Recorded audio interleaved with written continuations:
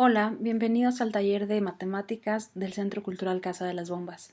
Mi nombre es Melissa Botello y el día de hoy hablaremos sobre los ángulos. Los ángulos son una herramienta necesaria en diversas situaciones. Estas van desde cálculos de corte científico, por ejemplo, cómo saber la dirección que una nave espacial debe tomar para cruzar la atmósfera terrestre, o hasta para la forma en la que deben colocarse las butacas y la pantalla en una sala de cine.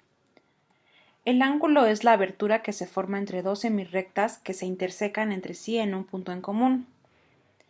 Las semirrectas AC y AB se denominan lado inicial y lado terminal. El punto de intersección de estos lados, que en este caso es el punto A, se le llama vértice. Existen diferentes formas de notación para los ángulos. Las más comunes son la notación de 3 letras y la notación del vértice. Los ángulos se pueden clasificar bajo los siguientes criterios. El primero es por el sentido de giro que da lugar al ángulo. El primero de esta clasificación son los negativos, en los que se generan en sentido horario, es decir, en el mismo movimiento de las manecillas del reloj. Y el segundo, que es lo contrario, son los positivos, que se generan en sentido contrario al movimiento de las manecillas del reloj. El segundo aspecto por el cual se pueden clasificar es por la medida del ángulo. El primer caso es un ángulo nulo, en el cual su medida es de 0 grados. Esto quiere decir que es una recta horizontal. El segundo caso es un ángulo agudo. Su medida es mayor que 0 grados, pero es menor que 90 grados. El tercer caso es un ángulo recto, en el cual el ángulo mide exactamente 90 grados. Otro tipo de ángulo es el ángulo obtuso, en el cual su medida es mayor que 90, pero es menor a 180. Continuamos con el ángulo llano, el cual mide exactamente 180 grados. Después está el ángulo cóncavo o entrante, donde su medida es mayor que 180, pero es menor que 360. Y por último, el ángulo perigonal o completo, donde el ángulo mide los 360 grados.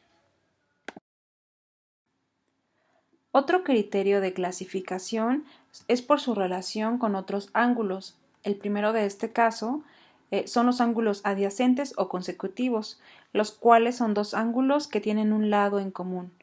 Por ejemplo, aquí las rectas AC y AD comparten el lado en común, que es la recta AB. El segundo caso son los que no son adyacentes, aquellos que no tienen un lado en común o que no comparten el vértice. Por ejemplo, tomando esta misma figura, ya se sabe que el ángulo alfa y el ángulo beta son adyacentes, pero hay un tercer ángulo, que es el ángulo gamma. El ángulo alfa y el ángulo gamma son no adyacentes. Y el último caso son los ángulos opuestos por el vértice. Estos son ángulos que se obtienen por la intersección de dos rectas no paralelas, de modo que ambos tengan lados iniciales y lados terminales en las mismas rectas. Por ejemplo, el ángulo alfa es opuesto por el vértice al ángulo alfa prima. Así también el ángulo beta es opuesto por el vértice al ángulo beta prima.